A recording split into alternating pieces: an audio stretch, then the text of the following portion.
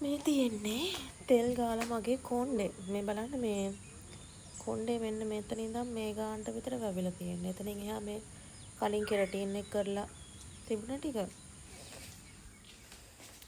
මෙන්න මේක තමයි ඒකේ කොණ්ඩ ගස්. මම ගාන හෙයා ඔයිල් එක මේක මං ගත්තේ බත්‍රමුල්ලේ නෝවා එස්තටික් සෙන්ටර් එකෙන් රුපියල් 12000ක්ද කොහෙද උනා. ඊට පස්සේ ආයේ ඒකත් මං ඔයාලට පෙන්නුවා මේ හෙයා ක්‍රීම් එකක්. මෙන්න මේක. ඒකත් මං එතනින්මයි ගත්තේ. මේක නම් 3900යි. ඒක වැඩේ ගණන් නැහැ. කොණ්ඩ ගස් හැමදාම. ඊට පස්සේ මට විටමින් D ගුණතාවයනේ. මෙන්න මේක. sorry. මේකත් මේ ගත්තේ එයාලගෙන්ම.